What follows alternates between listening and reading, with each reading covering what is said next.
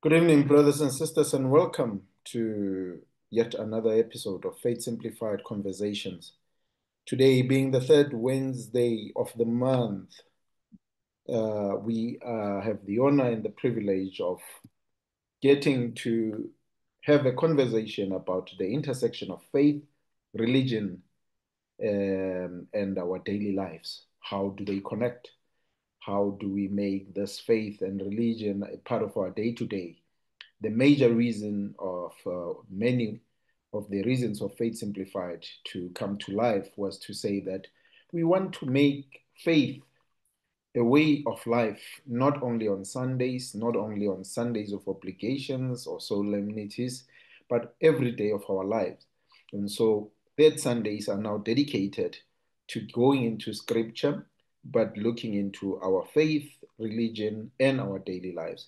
And tonight, to help us go through that, we have the honor and privilege of hosting Father Musawenkosi Moses Sibanda.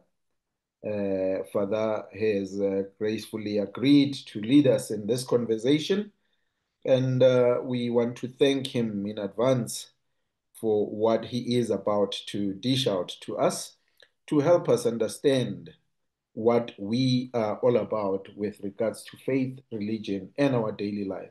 So, for a brief introduction, to which we will do, and then ask Father after the introduction to open up this session with a prayer, and then Australisha will take us through, of course, what Faith Simplified is all about, as well as take us through the gospel reading according to St. Matthew. Yep, we are good to go, and welcome to everyone who has joined us this evening. We continuously ask you to take a moment to just go through our YouTube page, Faith Simplified ZA, and just subscribe. Leave your comments, questions, and go through the videos that we've had prior to this one that will also be uploaded this evening as soon as we are done. So, dear brothers and sisters, as I've indicated, that tonight we have the honor and privilege of being led in discussion by Father Musawenkosi Moses Sibanda from the Archdiocese of Bulawayo. He's currently situated at the Regina Mundi Mission. This year, on the 29th of July, he celebrated 2 years as a priest, and he's an author of two spiritual books, one titled At the Time of His Favor, which was released in 2016, and the other one 3 years later in 2019, titled Remember Me. He is also a curator of a spiritual group #closed on Sunday. So, dear brothers and sisters, let us welcome to this platform into our community of Faith Simplified, Father Musawenkosi Sibanda. And it is over to you, Father. You can go on to your video, greet our brothers and sisters, and open up this session with a prayer. Thank you so much. Greetings, greetings. Thank you for the opportunity that I've been accorded to be with you. We are going to discuss and share today, but before we do that, we can begin by having a prayer in the name of the Father, and of the Son, and of the Holy Spirit. Loving and ever-present God, we come before you today, aware that you are already here, acknowledging your presence amongst us, acknowledging that you are already in our hearts and in the spaces of our daily lives. Too often we separate from you, from the sacred, from the ordinary, forgetting that you long to intercede for us. We come to you this evening asking you, Lord, that you may continue to be with us. We ask you that you may awaken our hearts to solely see you, to solely glorify you. Help us to see how our faith is not meant to be hidden, but lived boldly and gently in all we do. Teach us our religion, the rhythms and rituals and the traditions can shape our faith and draw us closer to you. interrupt us, Lord. Speak to us in our day-to-day routines. We ask all this through Christ our Lord. Amen. In the name of the Father, and of the Son, and of the Holy Spirit. Amen. So thank you. I've already been introduced. My name is Father Musa Kosi Moses Banda from the Archdiocese of Bulawayo. Recently celebrated my second year as a priest. So today we're going to be sharing, as per your theme, the title is The Intersection of Faith, Religion, and Our Daily Lives. And one of my professors at the seminary taught us that before you begin any talk, you have to speak a personal story so that people would listen to you. He told us that every great orator begins by saying a personal story. So I think I'll also take this time, 3 minutes, to say a personal story. Maybe the people will get to listen to the whole talk and they'll get to learn a lot. Whilst you're putting So that when I story was, together, Father, whilst you're putting that yes, story together, let's afford Austolisa to just take us through the Faith Simplified concept and then go through the scripture quickly. And then Father will just take it away, give us that personal story, and then jump on to the discussion. Thank you so much, Father. Tolisa?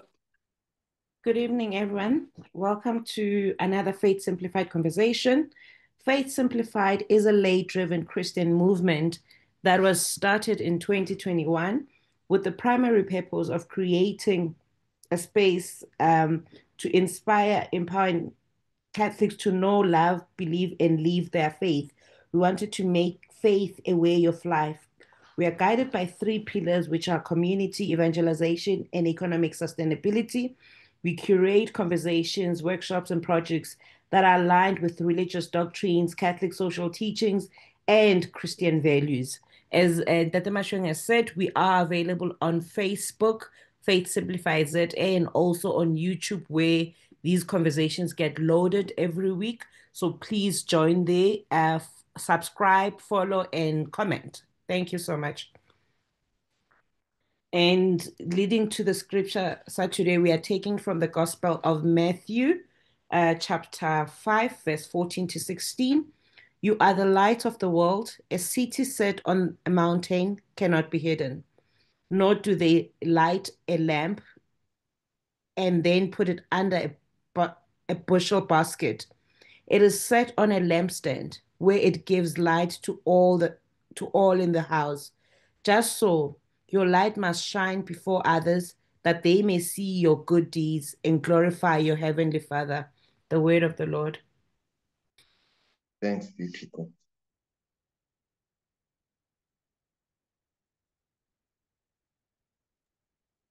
You can take it away, Father. You can carry on. Okay, thank you.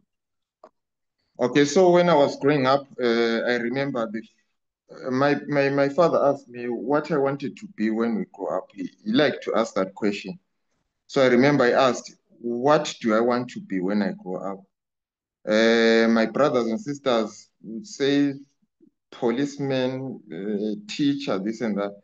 And when it got to me, the last born of the family, I said, I want to be the president. I don't know what fascinated me. I think maybe I'd seen a convoy of Robert Mugabe's convoy of a fleet of cars. So I said, I want to be the president. You know, growing up, my sisters, my siblings, and my brothers would tease me, and they would call me president, they would call me Mongameli, they would do this and that so as to tease me. Years later, when I was now at the seminary, I realized I'm far from the dream that I wanted to be when I was young, that is to be the president. But later on, when I was learning liturgy, I was told that when the presiding priest of that day is the president of Mass. So every day I get to live the dream of becoming the president.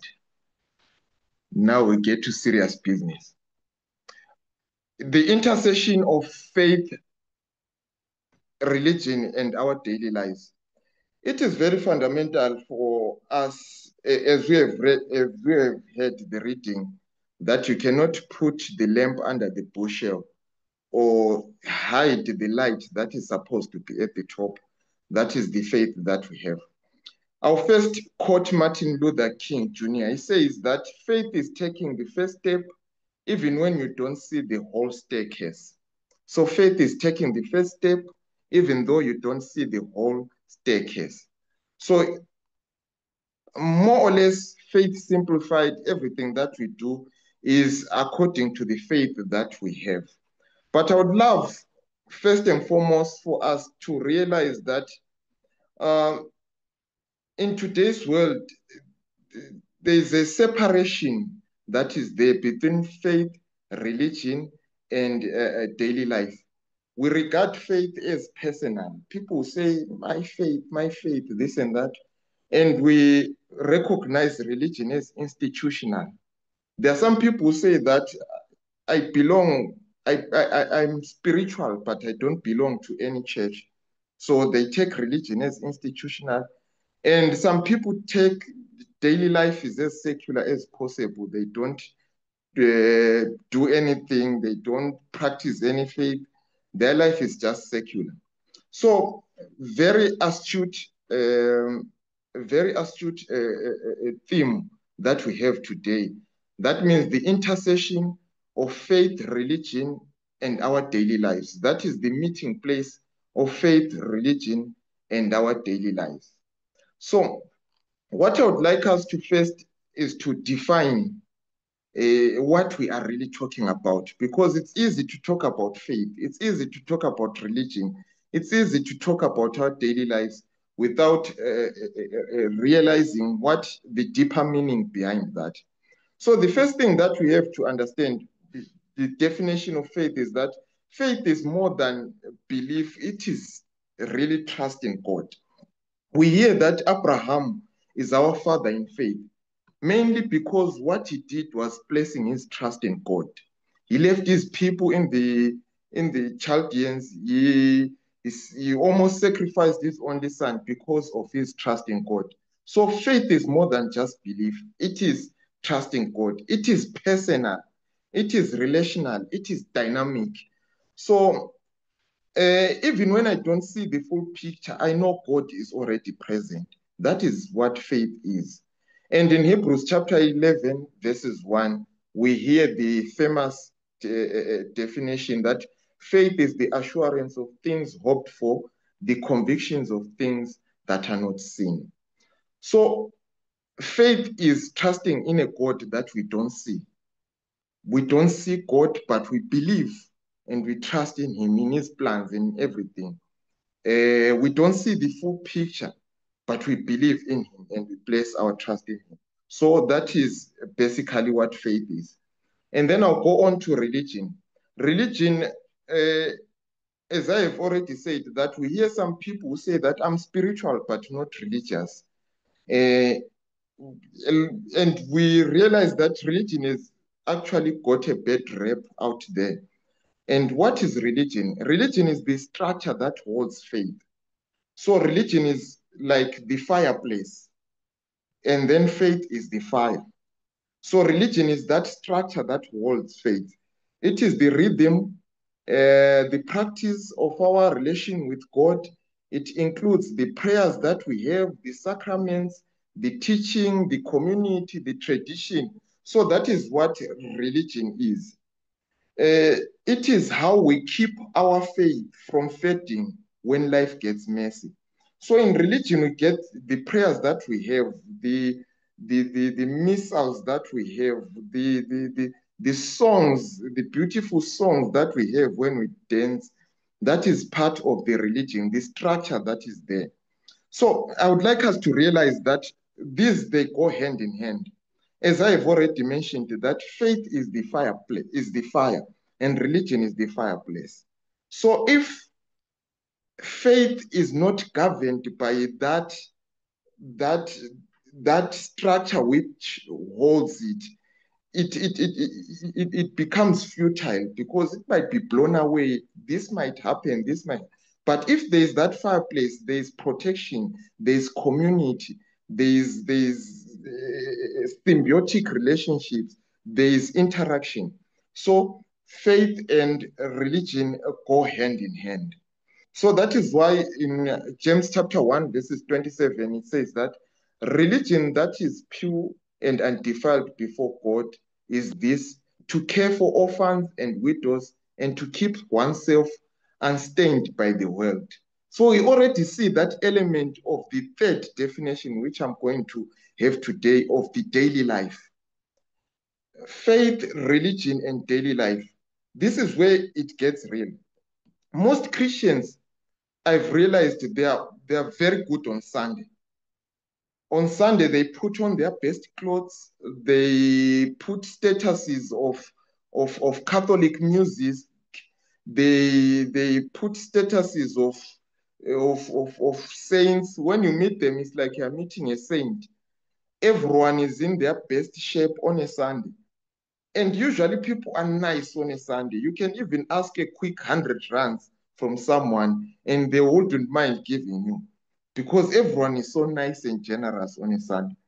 But the minute we get out of, the minute the priest says, go, our mass is ended, it's as if we are leaving everything behind and we are picking the old habits back and going with them back home. That is why, as you are saying, the intersection between religion, faith, and daily life, these, they go hand in hand. Together, they cannot be separated. We have to live our faith on a Monday, on a Tuesday, on a Thursday, on a Friday, and even on a Saturday.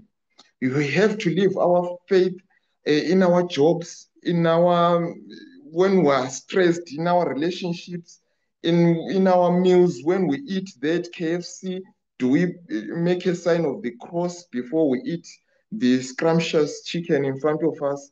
In our schedules, everything has to be punctuated by who? By our faith. So why does this intercession matter? It matters because if faith, religion, and daily life are disconnected, we get one, rituals without relationship. So explain a bit. Rituals without relationship. So I said they are intertwined. Faith, religion, and daily life, they are intertwined. They cannot be separated. They are interwoven. As a Christian, if you live with these interwoven, then you are living closely to the perfection that Jesus commands his disciples to live. So if these are disconnected, firstly, we'll have rituals without relationship. Have you ever seen how at times you enter church and it seems as if the rituals are dry? Father is breaking bread, is doing all that, but you are divorced from everything. That is because that relationship is now broken. That relationship, that personal relationship with God is now broken. Maybe the faith needs to be rekindled again. So at times we feel disconnected. And more so if we remove the element of faith, we remove the element of our daily lives from religion, it becomes mere rituals. That is actually why Jesus had this beef with the scribes, the Pharisees, because they were more into rituals rather than into the letter, into the spirit of everything, of the religion that they have. They were more into rituals. The Pharisees kept all rituals. They would bath their hands before eating. They would wear the commandments on their head, on their hearts, this and that. But there was that personal relationship with God wasn't there. That is why Jesus could tell them that, woe to you, you are like a whitewashed tombs, beautiful on the outside, but dead on the inside. The other thing is that if we disconnect this, faith without, our faith will be without that follow through. We'll definitely go and pray, we'll do this and that, But as we know, James chapter 1, verses 17, it says that faith without works is dead. We can practice, we do the creeds by head, the Nicene Creed by head, do this and that. But if we divorce from taking those beliefs and practicing them from the orthodoxy to the orthopraxis, it becomes hypocritical. Everything becomes hypocritical. So what needs to happen is that once that faith, we've practiced it, we've shown in our rituals, we've danced there at church, presented our gifts, done this and that, we have now to show it when we are going out. That is why when the priest is dismissing us, it says, ita mise est, go out there and preach the gospel of the Lord. And one thing for sure, many Catholics usually come to me and say, Father, but you are saying that we have to preach, but we are not given the opportunity to preach. Then I usually tell them what St. Francis of Assisi told his brothers, those who were following him, that if necessary, preach using words, but above all, preach using your actions, your day-to-day living. So if faith is disconnected from religion, is disconnected from our day-to-day life, there won't be that follow through. It becomes disconnected. It becomes autonomous. It doesn't affect. That is why Jesus said we should be the salt of the earth. It stems from this. Then the last thing that happens is that if everything is disconnected, then our work is without meaning. Do you know that there are many NGOs who do a lot of charity work, but they don't do them because they've that moral zeal. They do it because it's just a humanitarian thing to do. But once we ourselves, if our church if we divorce from faith, we divorce from religion, then all the works that we do there will be nothing, will be like an NGO. The church will just look like an NGO because we wouldn't be holding true to the teachings that we have. So once we listen to our faith in the confines of religion, then we can start doing the good works that we are called to do.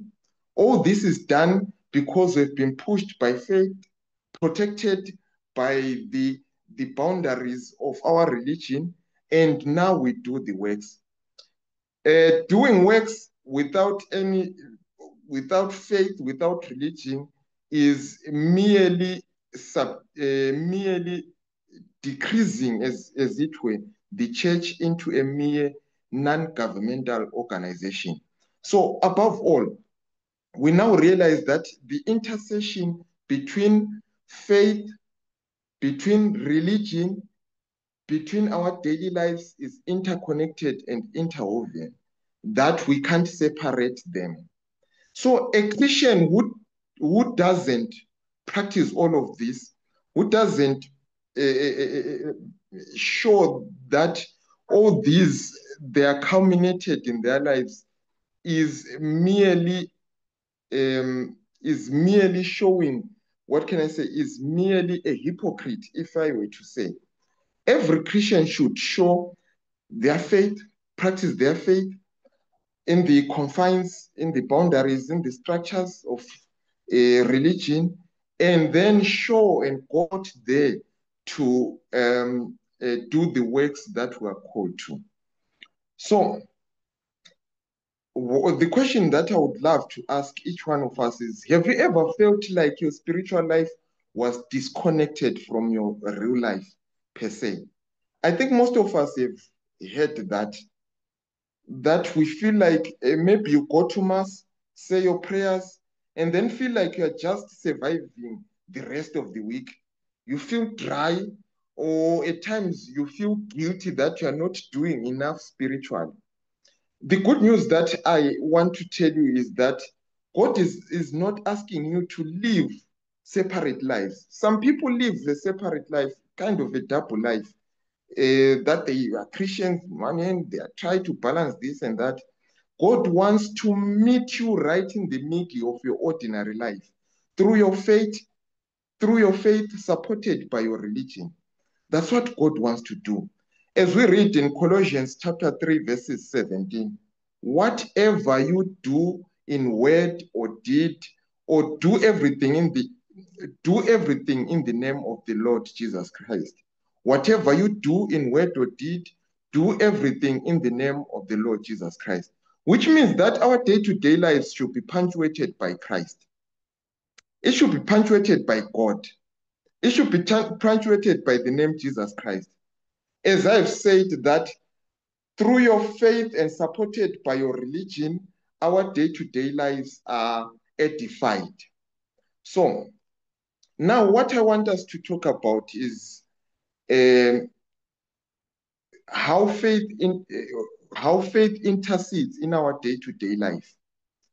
We see how faith intercedes in our day-to-day life when you forgive someone, even when they don't deserve it. That is faith working. That is faith in action. That is our day-to-day. This is actually when now faith, religion, and day-to-day life are meeting. So when you forgive someone, even when they don't deserve it, that is faith in action. You take a deep breath and pray instead of lashing out when someone comes at you at work or family or wherever you are, churchmate, and instead of lashing out, you take a deep breath and you pray for them instead. You keep going even when you are exhausted because you trust God is with you. That is faith in action. There are days whereby we wake up, you feel like, no, I can't. There are a lot of things happening. I'm drained, I'm feeling low, I'm feeling depressed, but you wake up knowing that I believe in my God and God is always with me.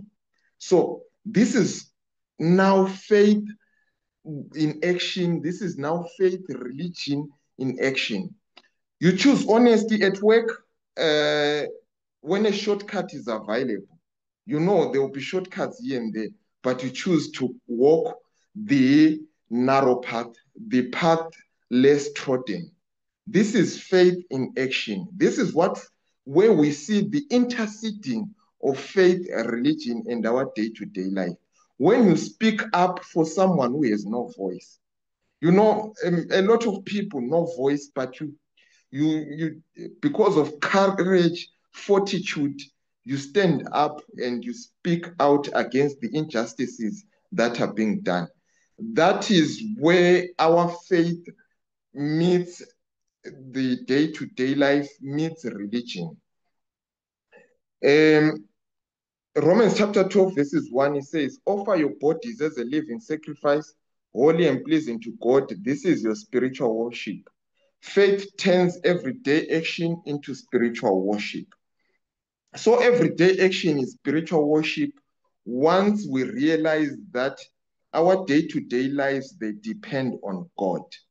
So in most cases, what happens is that we see people who divorce, they will try to live faith in autonomy from religion and from day-to-day life, and it usually doesn't work. We see people trying to do that also with religion, and it usually doesn't work. We see this, them trying to do this with day-to-day life, it usually doesn't work. That is why the isms like communism, socialism, these are means whereby people were trying to work things out without God, and it failed dismally. So what is the exhortation today? The exhortation is that we have to be the salt of the world. We have to be the light of the world. Once we do that, we as Christians, we live our day-to-day life faithfully. You realize how many people you will turn to God, your life becomes a living homily. Your life becomes a living homily. You become an example. You become an example for in the community, in the circles where you are. So now I want us to realize that a lot of times we also, now that I've moved from faith, a lot of times we usually negate religion because, look, many people say that the Catholic Church is ritualistic, it's rigid, it's always, there's too much routine. Here, where I met, it's a mission school where we have kids from other denominations. They usually say, Father, at times we get tired because everything is just ritualistic. We know that Father, from there, he goes there, he does this and that. Why don't you add a bit of spice? But once there is that framework, once there is that system, once we are rooted in love, religion becomes a powerful spiritual framework for us. Listen, look at how religion helps us. It gives you a routine of prayer, even when you are tired and distracted. You know that I have to go to Mass. I have to pray the rosary. At such and such a time, there is this. So, that is why Jesus said, where 2 or 3 are gathered, I am in the midst. That meant that religion is supposed to be communal. It meant that we are supposed to help each other. Look at this perfect platform like Faith Simplified, where brothers and sisters get to meet, where we get to help each other rekindle our faith. This is exactly what it means, faith in action, where faith, religion, and our day-to-day lives are meeting. So religion offers that framework. Even when you are tired, you are distracted, you know you have to pray. Usually, sometimes I feel at times lazy to pray my divine office, but because I know that I have to pray it in the morning before going for Mass, then usually I pray it. So it actually helps you. It edifies your spiritual life. It is a bulwark for your spiritual life, for your spiritual framework. It offers sacraments. Religion offers sacraments. Look at people who believe in Jesus, who just believe in Jesus. They believe true, but they don't have that intimate connection that we have, that we get from the sacraments. The sacraments are there, they are offered in this framework, in this church that God has given us. So those who say, I believe in God, but I'm not part and parcel of isibaya sikaNkulunkulu, the call of God, they should realize that you are divorcing yourself from those things that strengthen us. That is the Eucharist that we get on a day-to-day basis, the confessions when we get to reconcile with God. So there are there also religions there to strengthen us, to help us in our day-to-day lives. I hope there's Liverpool supporters listening to this. The motto of Liverpool is you never walk alone. It's a beautiful motto. And this is a motto that can be applied to this framework, this spiritual framework, religion, because you know that you are not walking alone. Look at such platforms whereby we help each other. Look at times when, as Catholics, we have those outreaches where we go to visit our lapsed members. Those are that shows the power of that spiritual framework, that we go there, we help each other to resuscitate our faith. It reminds you of the truth when culture is confusing. You know, there's this thing of abantu who go to traditional healers, this and that. They're told you have an ancestor, this and that. Religion helps you to unravel, to understand a lot of things. It gives you a standard, the truth, that this is the truth amidst the day-to-day hoop hop, the day-to-day noise that is there, the day-to-day cultures that try to interfere with the truth of God. Look, now in the world that we're living with, there are so many different cultures that are there, but the truth is there. There are many cultures that are being introduced on a day-to-day basis, LGBTQI, this and that, trying this and that being introduced. But the truth is always a standard. It can never change. And we find it in that spiritual framework that is the church. It also religion provides the traditions. Look how beautiful our liturgy is. Look at how we are able to explain everything that happens, from the sign of the cross to the incense to the wine, the commingling of the water and wine when the priest pours a little bit of water there, to the green that the priest wears, the red, this and that.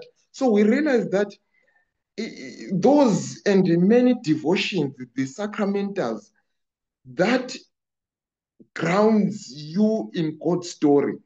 In it, you are grounded in God's story. In it, you are immersed in God's story. So religion doesn't replace faith. It protects and expresses it. That's what we have to know. So that's why I said you can't separate the two, because the three, because once you separate, you get rituals without relationship, you get work without meaning, you get a lot of disjointedness. That is why 2 Timothy chapter 3, verse 16 says, all scriptures is inspired by God and useful for teaching, rebuking, correcting, training in righteousness. That is basically what religion, faith is. So what I would love us to reflect upon is Micah chapter 6, verses 8. It says, he has shown you, O mortal, what is good. And what does the Lord require of you? To act justly, to love mercy, and to walk humbly with God. So reflect quietly, where are you called to act justly in your life? Who needs your life? Who in your life needs mercy? Are you walking humbly or trying to carry everything alone? If we answer these, if we reflect upon these, they will help us to grow in our faith. They will help us to trust what God has given us, his church in which we are part of. They will help us also to transmit what we get in the religion, in our church, in our day-to-day believing into the outside world. Also, my favorite verse, which I printed it on my souvenir. It is actually my motto as a priest. Galatians chapter 2, verses 20. It is no longer I that lives, but Christ who lives in me. Beautifully said. In your day-to-day life, what would you change if you really believed Christ was living in you? That is what we have to ask ourselves. If we ask that, we realize that it is no longer I that lives. I believe and I trust in God. I am in his holy church and I'm ready to transmit what I've learned into the people of God, into the day-to-day lives, to my family, to my workplace, to here and there. When after all this, we began with the idea that faith, religion, and our daily life we often feel separate. They often feel separated, but God doesn't want that. He wants to meet you in that intercession, in your daily schedule, in your messy relationship, in your morning commute, in your sufferings, in your joys. God wants to meet you. God wants to intercede in the normal so he can make it holy. That is what saints are all about.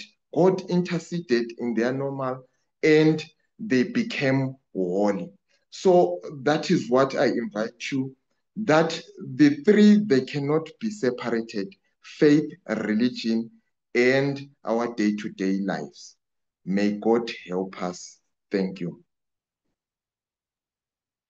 Thank you very much, very much, Father.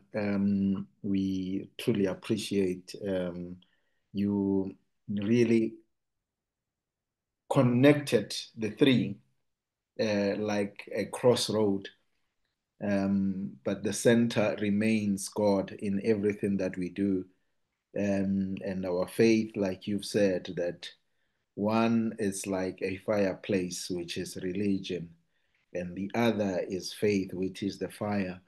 And that fire has to warm us up in order for us to take the heat and use it in our day-to-day lives. So thank you very much, Father, for putting all those in perspective. And I'm sure somewhere, somehow, we do find the challenges that we have, and we realize that the answers are enshrined in Scripture, because the readings that you have linked to this are really simple, and they really speak directly to what we should be doing, especially us who call ourselves Christians.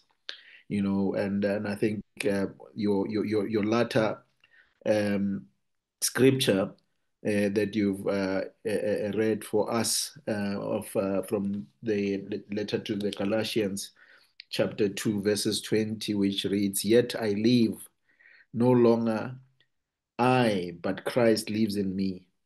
Insofar as I now live in the flesh, I live by faith in the Son of God who has loved me and given himself up for me."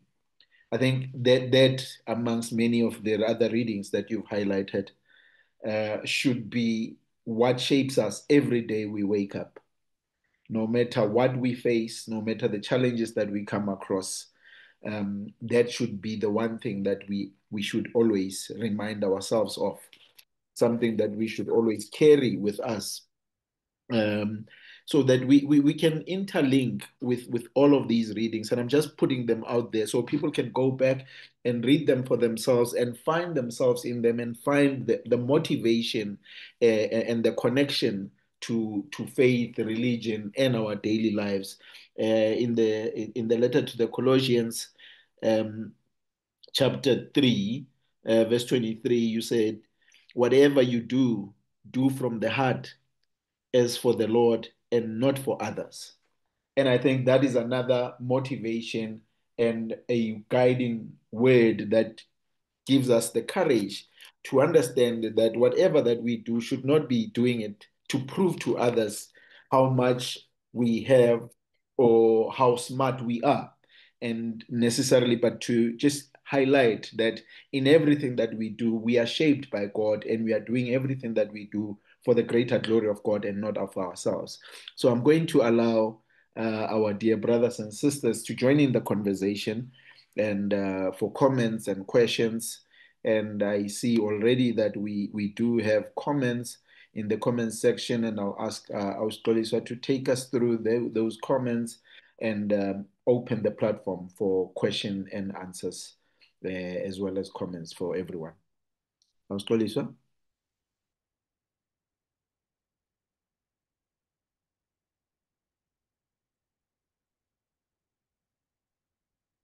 Please unmute Austroliswa.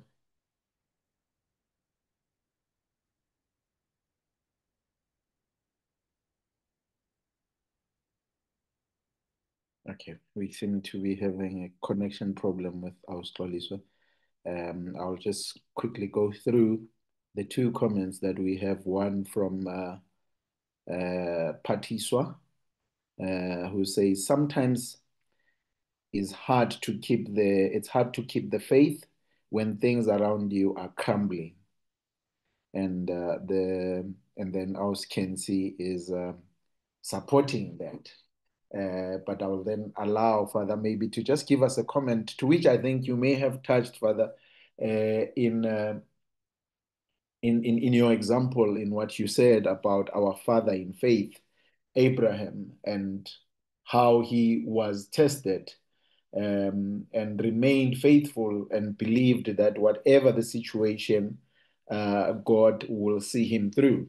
That's why he went up the mountain not knowing what to do or what to offer, but he took his son, his only son at that time, to say, "Now you, my son, are going to be the offering and the sacrifice to the Lord."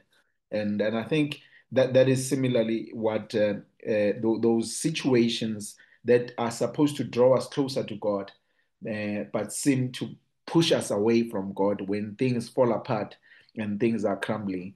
But I'm just merely putting it out there, but I'll allow Father to make a comment on that or respond to that, Father, in saying that those difficult times that Patiswa is referring to, that the difficulty to hold on to the faith when things around you are falling apart. What kind of response could one get? And maybe from the example as well that you've made or you gave us of the fireplace, the fire, and ourselves who are supposed to get the warmth from the fire. Maybe sometimes all we need to do is just to resuscitate the fire, put more firewood in the fire so that we can have the warmth out of it.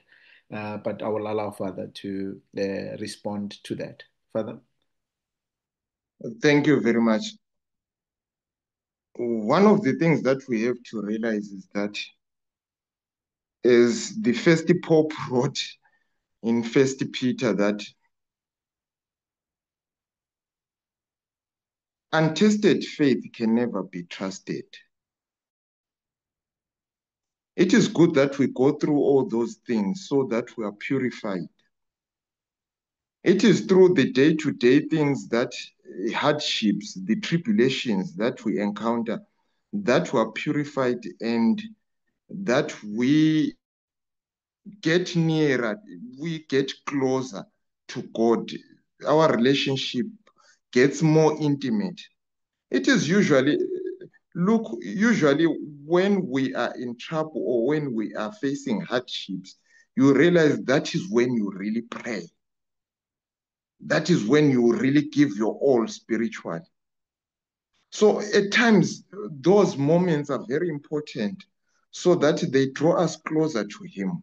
Those moments are very important, as my dear brother has already mentioned, the Abraham example, that God had to put him through that before he could entrust him with a nation. So at times you have to keep that faith, keep that patiently, because at times maybe God is preparing you that when you receive what he wants to give you, you are ready to receive and to keep the graces that he has given you, that he wants to give you. So at times, let us put more firewood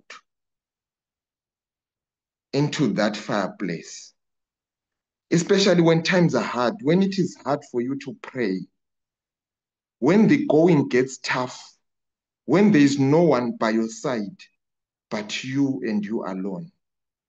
That is when we have to put more firewood and ask him, God, I've none but you. I trust in you. Please be in this my situation. Those situations should actually be the places where we get to strengthen our faith. I don't know if I've answered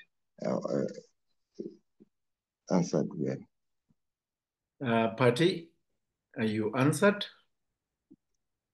Is the response sufficient to keep you going, to keep you warm, to encourage you to go and look for the firewood and put it in your fireplace so you remain warm and are fired up to go and be the salt of the earth?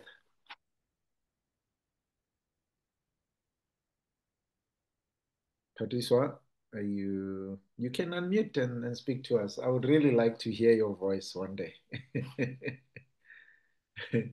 Australisawas Patricia is gathering herself. Oh, she has unmuted. Then she's going to talk to us. Go for it. I hear what Father is saying, but as I'm saying that most of the times things crumble like all the time, one after the other. And it's very difficult to keep in faith. It's very difficult to pray because you feel that, God is not listening to you. And yes, as they say, God answers in his time and not your time. So I suppose at the end of the day, you have to have that patience and the faith to wait as Father said, to wait for the better thing that's coming for you. But how do you sit and wait without thinking the worst, without, your mind wandering and, you don't have enough firewood to start the fire? That's where I'm coming from. Okay. Okay. I hear you. So one of the things that is why we are a community, and the first thing that I highlighted there was that God draws closest in suffering, that I've already said. And as you know, in Psalm 34, verse 18, I think it says that the Lord is near to the brokenhearted and saves the crushed spirit. So what needs to happen is that we already have lean on the sacraments and scripture. We already have everything. We already have the sacraments and the scripture. Why don't we lean into it? Why don't we solely trust?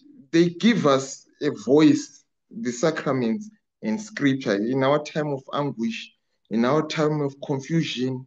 They help us to gain that trust. And the other thing is that you have to let it out.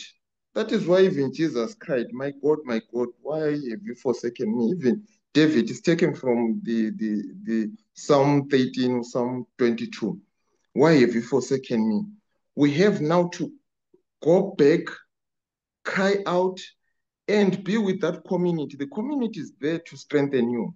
Leaning on the sacraments and scripture, I promise you, if you do that, the things that we usually cry about, depression, despair, and this, you won't get so much of that attack if you believe, if you keep to it.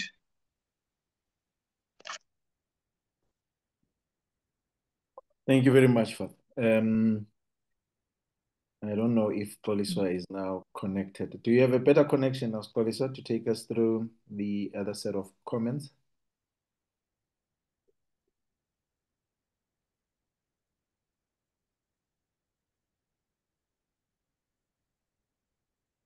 Well, I don't think so. Right, we go further for that. We have more comments. One from Mam Toto. Thank you so much, Padre. Am I correct to say faith is a personal experience, and religion is collective way of doing things? Example, worship, beliefs, traditions. Further example, it's mass. Um, and then she says, faith is believing without seeing, touching, but hearing, reading, and discernment. So I'll stop there so that Father can respond to this one so we don't lose track. Yeah, what she has already said, it is true. Faith is that personal experience which at times people abuse and say, my faith and my faith alone. So it is personal, definitely. But then exactly, religion is collective, and it is where there we practice and show our faith, what we believe in. And the other thing is that our faith is guided by that spiritual framework that is religion. So I think from what you have said, it is exactly what I've been explaining for the past 45 minutes. So that's a perfect answer. Thank you very much, Father. Then we have Melele Zulu who says, good evening, everyone. Father, you have said a mouthful, and to try and unpack that opens wounds. I liken faith to a pickpocket because embracing faith doesn't just happen. One has to go through the worst and painful situations for one to turn from desolation to consolation. When one has tried all other solutions and failed, until one opens one's heart to the voice and submits and surrenders. that's yet another confirmation and comment further to what you have said. Anything on that line? Yes, I concur with what Mam Zulu has said. Well said, well put. The other thing that we have to realize is that our faith is us letting God do his will with our lives. The other aspect is that at times we want Tina to be the one where God conforms to our own will. But it is rather the other way around, that it is us who have to conform to the will of God. When the Virgin Mary said yes, she was accepting that she would conform to the will of God. When Moses took up that call, he was also conforming to the will of God. All the holy men that we find, holy men and women that we find in the Bible, they conformed to the will of God. So our faith should drive us to conform to the will of God. Why do people end up going to traditional healers? Why do people end up with twala? Why do people end up getting this and that, rituals, this and that? It's because at times people are failing to conform to the will of God. Why do people end up doing messed up things, robbery, this and that? It's because they're failing to conform to that will that God has for them, for their lives. So faith is also us realizing that we need to conform to the will of God. Thank you. Thanks, Father. I've noted the two other comments from Menoma and Tate Tembalihle. So I'm just going to allow Nathi Ngumalo to jump in, and at least we can hear some voice, so we can push the essence and the element of a conversation. Bab Ngumalo, over to you. Sanbonani, evening, brothers and sisters. Forgive me for joining so late. I've just come from training. Um, I don't know if it's deliberate, but I think it is, how you structure these conversations. But I really see how today's topic connects with what we spoke about last week. Last week we reflected on the relevance of scripture, how the word of God is not just something to be read, but a light to guide our path and shape the way we live.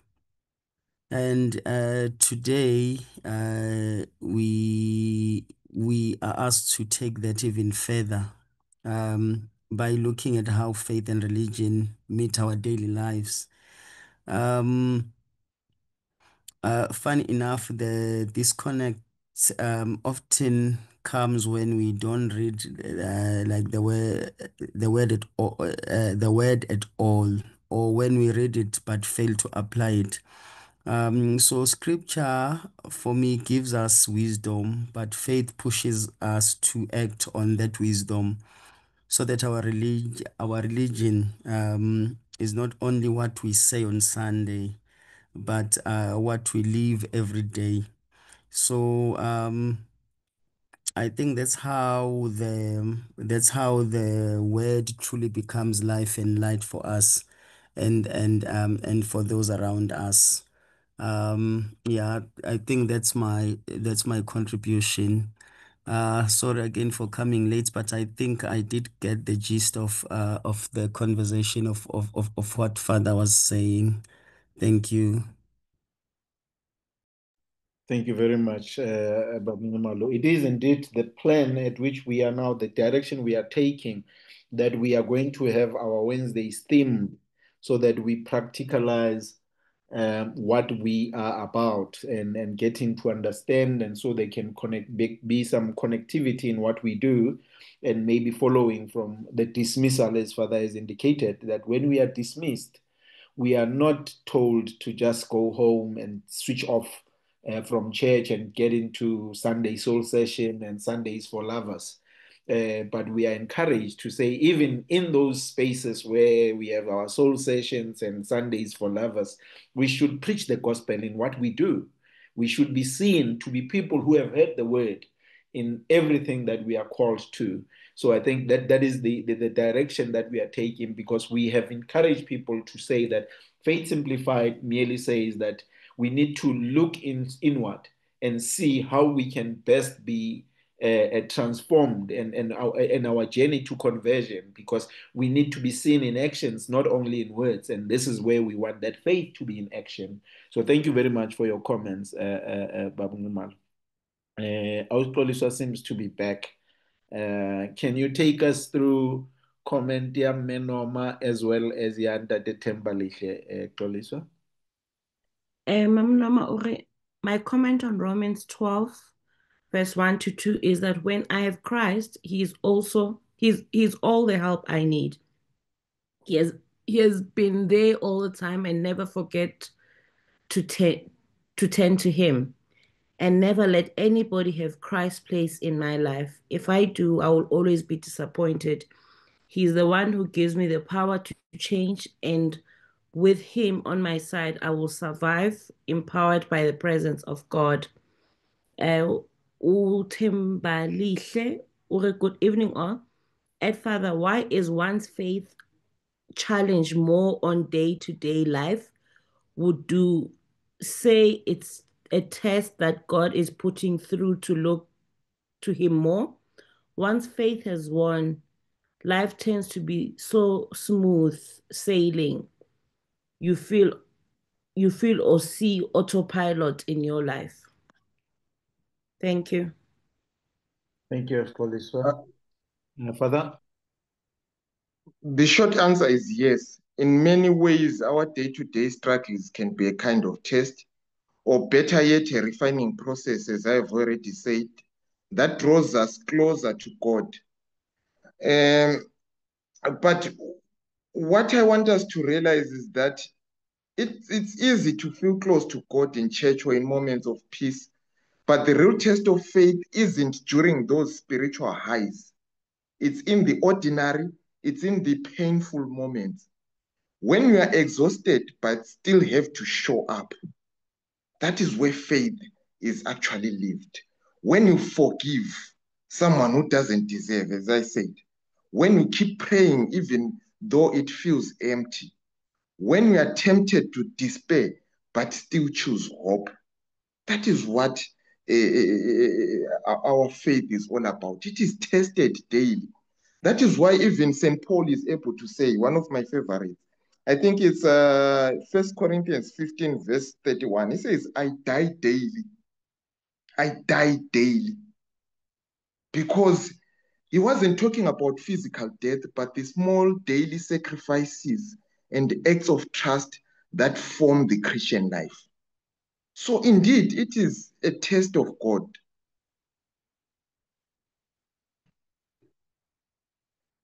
And usually when you conform to that will, everything, as you have rightly put it, goes on autopilot, because your life and the will of God are now in tandem.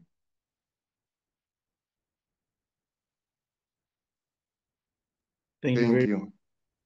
And I think I want to echo your sentiments when you used the Liverpool slogan.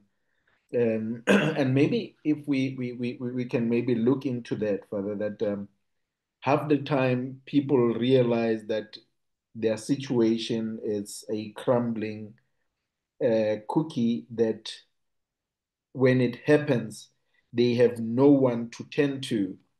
And I think I'm trying to link this to what Patusa raised and what Malete is saying, which has got something correct in it. But I think maybe I would ask Father to just emphasize the importance of communion or community. And I think the reality today is that the reason why people choose to walk alone, even though when we are told that you'll never walk alone, And then I guess maybe it's also that story of the footsteps, in the sand, where sometimes that loneliness actually drives us to a point where we even think that even God is not there. This friend lomhlobo owuJesu akekho at that time. But I guess the life that we live in today has driven people to rather keep stuff to themselves, because the confidentiality and of the discussions they have really does not stick with certain people. You can rather rely on a priest, to which, when you listen to people saying, hey, I don't even go for confessions anymore, because at times I hear as if Father is preaching about what I confessed to him. But I think where I want to go further is to say that how do we build or rebuild the confidence of being together the way Christ wanted us to see each other as brothers and sisters, and maybe be that gospel that shows that we should be able to love one another and be realistic and honest with each other, and be able to keep one another's confidence in what we discuss, so that people can be able to go back to that notion of knowing that no man is an island, and sometimes God is going to reveal himself or God's self through the people that you live with. So I think I would request that Father in that response can just also re-emphasize that today we are gathered here as Faith Simplified community, and somehow maybe a question or a comment that was made has answered some of the things that you were challenged with prior to you joining this conversation this evening. And today, when you leave tonight, you will be able to say, oh, now I have a scripture that I can go back to and use and be able to speak to God through that scripture, because I didn't even know how to open the Bible. But the scriptures that were quoted today have guided me and brought me to a point where I have gotten firewood to go and put into my fireplace, so I can get the heat and the warmth and the fire that I need in my life. So, Father, in your response and your closing comments for this evening, I would rather put it and request that Father looks at it from that angle. Thank you so much. Thank you very much. As you have rightly said, community is very important. Even the current Pope's motto, I think it means in the one we are one. This is what even Jesus prayed about in, I think it's John 17 verses 11, or John 11 verses 17, that Lord, may they be one. He prayed that we become one. So community is very important. And St. Paul says in 1 Corinthians 12 that if one of the members suffers, all suffer together. That is the body of Christ. If an individual member suffers, all of us are suffering together. When you are struggling, the rest of the body, your fellow Catholics, your parish, your friends in faith, are meant to carry you. Just as the physical body compensates when one is injured, the spiritual body should do also the same. So that is what we are called to as Catholics, that we journey together. Even Jesus didn't carry his cross alone. Simon of Cyrene helped him. So at times the problem is that we pretend that everything is okay. We don't approach the necessary people that are there so that we talk things out. We let it out. We make peace with the things that are happening in our life. So the church is not a museum of saints, as we already know. It is a hospital for sinners and those who are wounded. So we come together so that we help each other, especially by receiving the Eucharist, by receiving the many sacraments that are there that are supposed to strengthen us, and above all, being in communion with the saints. So we should never feel alone, because there are a lot of people, a lot of things that are there that are supposed to help each and every one of us to draw closer to God, to recognize that in faith we are in a relationship with God. In religion, we perfect our worship, and then in our day-to-day lives, we practice the faith that we have. Thank you. Thank you very much for that. I'm just going to go around the table just to check if there are any final comments, questions that you'd like to pose before we wrap up tonight's conversation.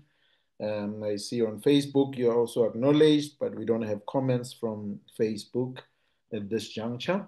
So I'm just going to give a few people that would like to say briefly a word or two, maybe in thanksgiving and gratitude to the direction and the spiritual fulfillment that Father gave us, especially in Scripture. I think most of these Scripture passages were direct, were a way in which we can be able to arm ourselves, capacitate, go into the field and get firewood in order for us to keep our fireplaces warm and burning, and that fire should burn within our hearts so we can be able to do right, but equally to burn anything that is not right, anything that is evil, anything that tends to or seems to be a distraction or something that makes us do wrong with our fellow brothers and sisters. And I think that is where I want to say that, Father, thank you very much for bringing the word of God closer to us. And in so doing, show that on a daily basis, there is definitely a word that we can pick that can inspire us, that can encourage us, that can revive us, even in the difficult times. The word of God continues to be a living word of God that inspires us to find solutions. So look no further than the Bible when you have challenges. The word of God is there to speak to you, like we said, that find yourself in these scriptures and do know that every day we wake up, we pick up our cross. And sometimes we might fall the first time, the second time, and the third time, but God will always avail for us a Simon of Cyrene that will make us realize that God has not really forsaken us. Just like Jesus said that, my Lord, why have you forsaken us? And now the word of God continues to encourage us to be able to live on a daily basis, that there would be those moments, because no one said in Christianity there's just going to be pure bliss and a bed of roses. There are going to be those challenges that we face, and there are going to be times when we feel like our God has forsaken us. There are times where we'll be saying, Lord, had you been here, my sister or my brother would not have died, But there's always consolation in all of those unpleasant situations. There's always consolation if you go further into Scripture. So I just want to say thank you very much, Father. In the absence of comments, I will ask you to just give us your final input, and then we close this session with a prayer. Thank you very much, Father, and God bless you.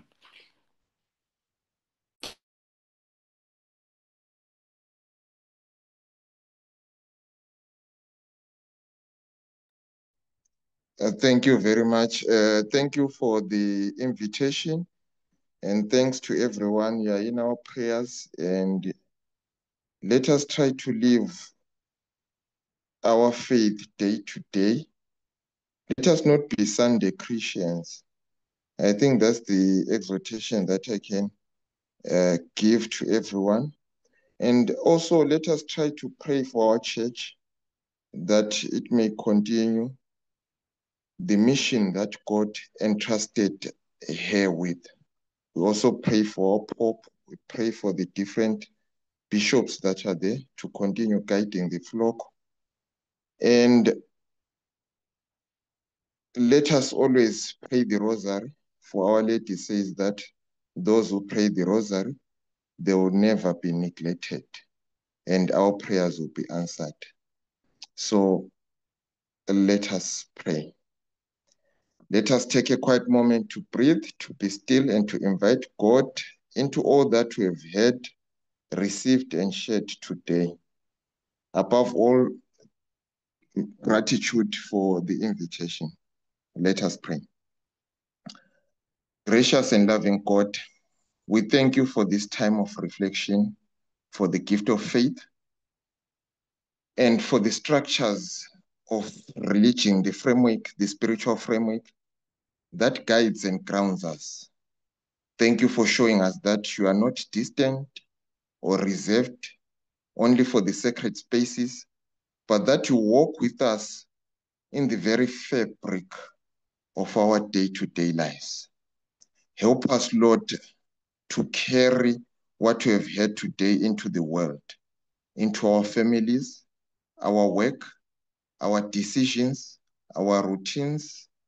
Let our faith be alive and active, and let religion be a bridge, not a barrier, and way for your grace to flow into the everyday. We ask, Lord, that you intercede in the spaces where we are tired, confused, when we, oh Lord, are drifting. Speak to us in the ordinary, strengthen us through prayer, community, and the sacraments, and send us out as people of light, ready to see and to serve you in things. May we live with our hearts to your spirit, minds renewed by your word, and lives that reflect your life. We ask you, Lord, that as we sleep, you may continue to guide us, that your guardian angel may continue to be above us to protect us. We pray through the intercession of the Blessed Mary, as we say, Hail Mary, full of grace, the Lord is with you. Blessed are you among women, and blessed is the fruit of thy womb, Jesus. Holy Mary, Mother of God, pray for us sinners, now and at the hour of our death. We ask all this through Christ our Lord. Amen. In the name of the Father, and of the Son, and of the Holy Spirit. Amen. Thank you very much, Father, and God bless you. Thank you, brothers and sisters. Just a brief reminder for those that are in the Archdiocese of Johannesburg that on the 11th of October, the Cardinal is inviting all of us to Regina Mundi in the Deanery of Soweto for the High Mass course of Denny and Domitila. Saturday the 11th, Mass will start at 9:30. So we are all encouraged to make our way there and be there to pray together. And also, this would be an official visit from His Eminence Cardinal Stephen Breslin, who will be celebrating Mass for us on that Saturday. So do make your way and encourage others to come through. If it's not yet communicated in your parish, please do make a follow-up. All the priests have got the letters. The PPC should have all the letters. And 1,000 rands is requested from every parish in order for us to have bread to break after that particular celebration. So thank you, dear brothers and sisters, and may God bless all of us. Cheers.